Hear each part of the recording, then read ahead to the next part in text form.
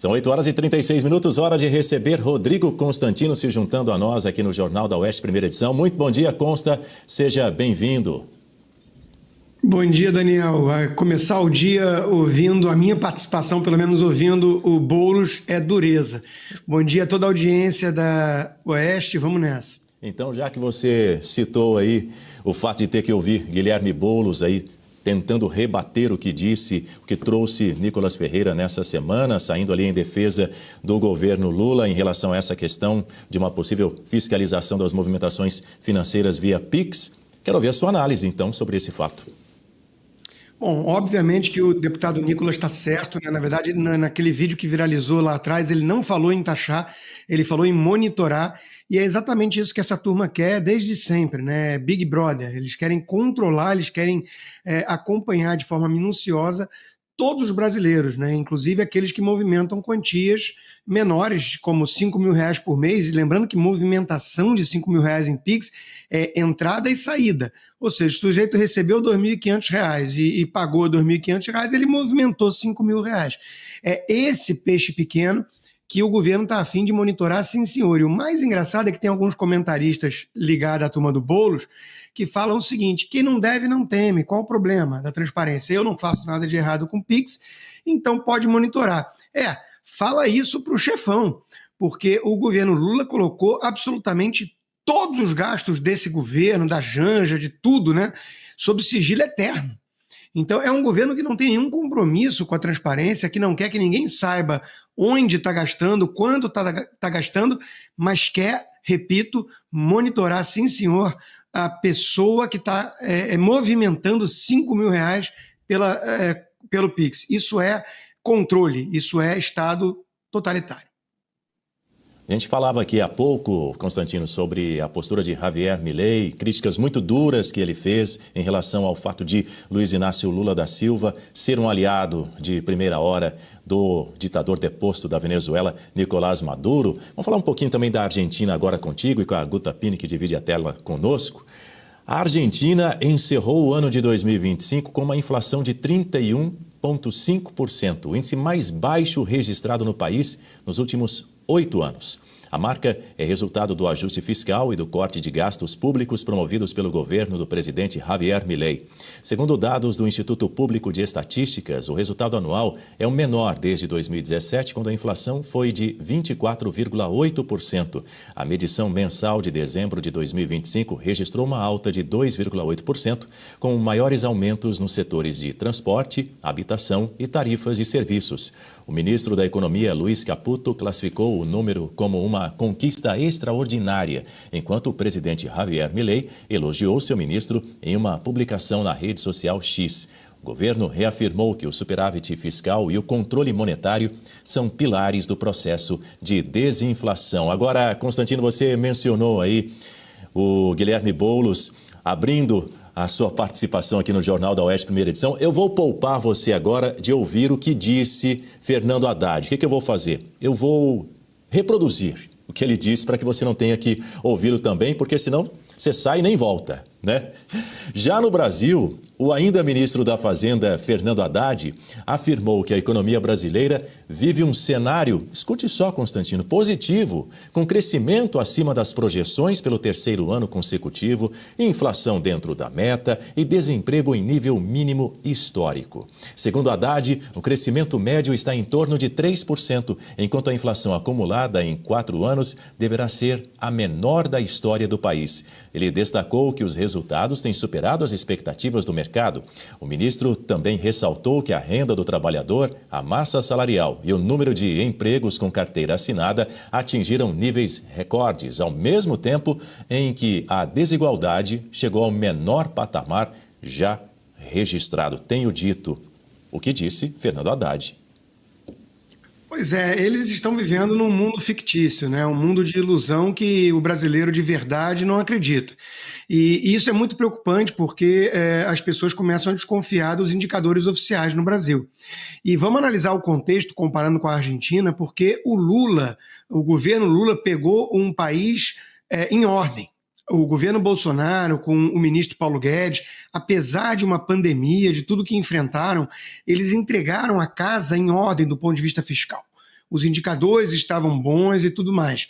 E, na margem, a economia e todos os índices estão piorando, quer dizer, não os índices oficiais, né, porque muita gente já acredita em manipulação. O que aconteceu na Argentina do lulista Alberto Fernandes? A revista britânica The Economist chegou a tirar a Argentina dos indicadores todos que ela analisava porque não confiava mais nos números.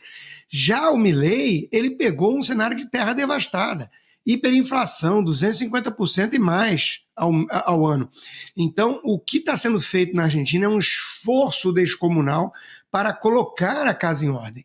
E Milei está conseguindo fazer isso, né? Então, com a receita de choque liberal, de corte de gastos, tudo aquilo que a turma do PT e do Haddad não acreditam, né? Então, quando você compara o Brasil com a Argentina, é óbvio que você não pode fazer isso olhando uma fotografia, né? Os indicadores oficiais do Brasil de hoje com os indicadores da Argentina. Você tem que olhar o filme. E quando você observa o filme, você vê que a Argentina está no caminho certo, na trajetória certa, recolocando a economia nos trilhos, e o Brasil está com um risco muito grande de descarrilhar a economia. Ainda nesse sentido, tem uma informação que saiu recentemente que se contradiz exatamente o que afirmou o Fernando Haddad, que é a inflação oficial, o IPCA, que fechou o ano com uma alta de 4,26%, segundo o IBGE, comandado por Márcio Pokmann. Diga-se de passagem. O resultado ficou acima da meta de 3%. Somente em dezembro, 8 dos 9 grupos tiveram alta de preços em relação a novembro. O vilão da vez foi o grupo de transportes, impulsionado pelo transporte de aplicativos e passagens aéreas. Consta, mais uma vez, a inflação ficou acima da meta do Banco Central. E agora, vamos tentar entender aí com o seu comentário que consequências isso vai trazer para a política monetária e também para o bolso de todos os brasileiros. Então, vamos assumir a premissa de que esse número é um número verdadeiro, né? Que o IPCA foi esse aí. É acima da meta, o Banco Central tem uma obrigação, que é preservar o poder de compra da moeda, né? E é por isso que, em unanimidade, o cupom todo tem optado por manter essa taxa de juros elevada de 15%. Não adianta brigar com os fatos, não adianta começar a tratar o Galípolo, que foi colocado lá há pouco tempo pelo próprio Lula, como se fosse um agente do mercado, que nem a Gleisi Hoffmann falava do Roberto Campos Neto, né? De novo, um problema de estrutura no Brasil. Você não adianta atacar o mensageiro, você tem que olhar onde você escorregou e não onde você caiu. Nós caímos nos juros altos, só que por que nós caímos nos juros altos? Porque é um governo que tem sistematicamente entregue uma inflação acima da meta, mesmo com números que as pessoas passaram a desconfiar, repito, porque Márcio Pokmann não transmite nenhuma confiança ao mercado, né? E eles tratam isso como uma vitória, o que é preocupante. Quando você olha e fala, a meta é 3, a inflação está quase 5 e vocês estão comemorando, é sinal que vocês não vão agir para colocá-la na meta. Então, o Banco Central precisa agir com a política monetária dura, porque ele não tem a ajuda da cavalaria fiscal. Bom, muito bem, Rodrigo Constantino. Agora, fato é que os brasileiros compraram menos no ano passado. As vendas do comércio encerraram 2025 com queda de 0,5% em relação a 2024, segundo o índice do varejo Stone. Aí eu pergunto a você, Consta, quais os fatores que podem explicar essa retração do consumo dos brasileiros, os impactos que a gente pode esperar para esse ano de 2026 que está só começando? Eu acho que o mais óbvio que pode estar causando isso é justamente uma discrepância entre esse mundo fantasioso, maravilhoso que o governo e o ministro Haddad estão pintando aí e a sensação que a população, o povo trabalhador de fato tem. Né? Acho que a população brasileira não está tão confiante assim no futuro, está sentindo no bolso o que vem acontecendo com o país e está retraindo o consumo, né? Isso me parece um tanto óbvio. Então, se a economia estivesse isso tudo que o Haddad descreveu, todo mundo estivesse feliz, com indicadores tão melhores assim, o consumo estaria indicando isso, né? Estaria apontando nessa direção. Não é o caso. Então, me parece que a resposta mais óbvia é justamente essa, Daniel. As pessoas estão percebendo, as pessoas não são idiotas, elas estão se dando conta de que a situação não está essa maravilha e de que a tendência é piorar. Então eles estão segurando o consumo, o que cá entre nós pode afetar o comércio, pode afetar os varejistas, tudo, mas é uma decisão do ponto de vista do indivíduo, da família, né, do consumo, é uma decisão que pode fazer sentido, lógico, sim. Bom, Consta, o Congresso ainda está de recesso nesse mês de janeiro, os trabalhos devem voltar a partir de 1º de fevereiro. Vou trazer um outro ponto aqui para a nossa conversa, que é a relação entre o Executivo e o Legislativo, a relação, portanto, entre Luiz Inácio Lula da Silva e seus ministros, seu governo, com os parlamentares, tanto da Câmara dos Deputados quanto do Senado, porque Lula determinou barrar 11 bilhões de reais em emendas parlamentares no orçamento deste ano. A decisão ocorre em meio a tentativas de aproximação entre o governo e o Congresso, principalmente com Hugo Mota e Davi Alcolumbre. A gente acompanhou isso no final do ano passado, não é, Consta? Agora, é importante que a gente traga para a nossa audiência também, a gente fale sobre o impacto econômico e político dessa decisão, porque é muito mais do que o impacto político, né, da relação entre tanto o Congresso quanto o Planalto, mas principalmente quanto isso vai impactar, vai repercutir nas contas públicas, ou seja, públicas, nosso bolso. Exatamente. Bom, essa questão das emendas é uma questão bastante delicada e polêmica, né? Muita gente passou a tratar, e não sem uma dose de razão, né, que as emendas praticamente todas são desvio de recursos, né? São esquemas, é como se fosse o mensalão, né? O orçamento secreto e por aí vai. Aí vem à tona notícias como uma emenda que era para construir 300 casas e só uma foi erguida, né? É óbvio que todo mundo começa a desconfiar. Só que a solução não é canetada do STF, o Flávio Dino estava muito em cima disso, né?